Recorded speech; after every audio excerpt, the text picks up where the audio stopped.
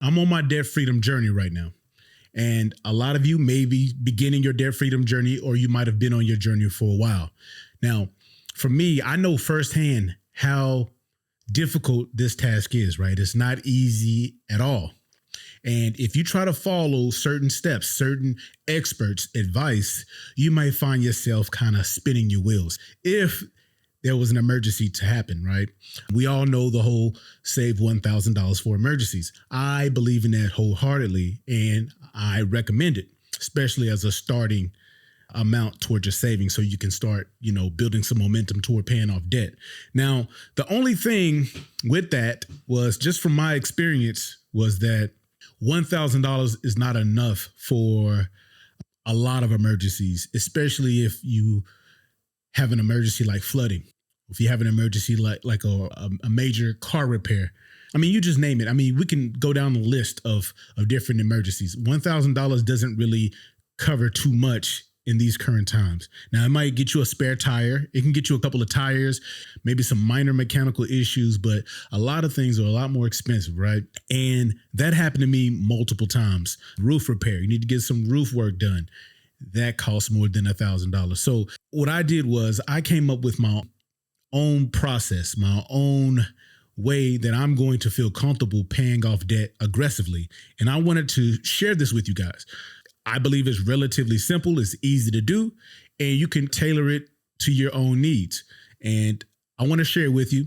And I would like to know your thoughts on this plan and see if it's beneficial, or if you can see that there's some holes in it. Just let me know. I'm always open to new ideas, ways to refine it. But from my experience, trying to do it based off the 7 baby steps, really following that to the T, I found myself kind of spinning my wheels. So here we go.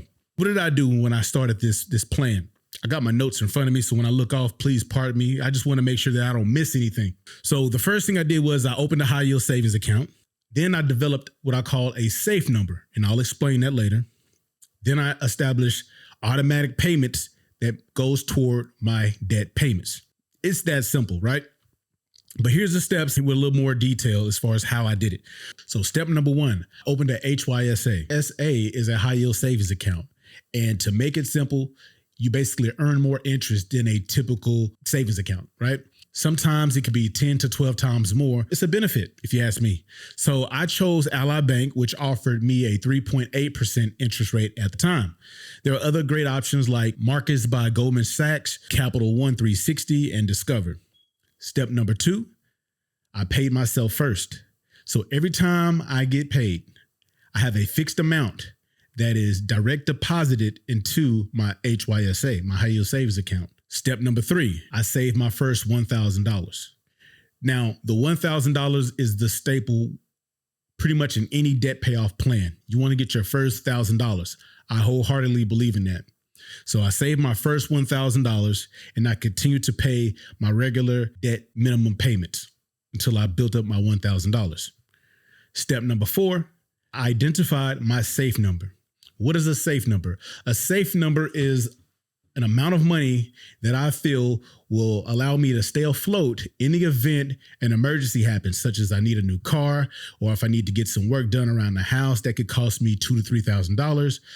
Basically, my safe number amount was enough to pay for another cash car, because I do drive a cash car. It's fine right now, but you just never know. Life be life, and sometimes. So I came up with my safe number.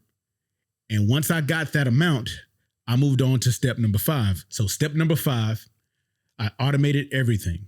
Once I reached my safe number, first thing I did was increase the amount that I was contributing to my debt payoff. Once I increased that amount, I then set up an automatic transfer from my high yield savings account to the bank that holds the debt. This allows me to have a seamless process.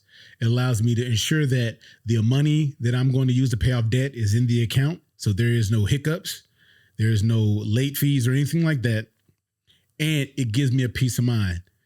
The other benefit of doing it this way was the money is coming out of a savings account. It's not coming out of my checkings account, because we know things happen. Life be life, and sometimes you have to adjust your checkings account or adjust your budget from time to time. And I didn't want that to affect how I'm paying off my debt. So by having that nest egg or having that safe number in my high yield savings account and then contributing the money from my high yield savings account and start transferred over to the bank that holds my debt, it just allows me to make sure that there's no hiccups in that area. And step number 6, I now have a peace of mind. I now have a system that allows me to be stress-free when life throws me a curveball. I now have a system that gives me confidence and results. So I want to leave you with this. If you're paying off debt, come up with a plan that protects your peace too. You're going to need it. Let me know your safe number in the comments, and don't forget to subscribe for more budget and mindset content. Thank you guys for watching. I'll catch you in the next one. Peace.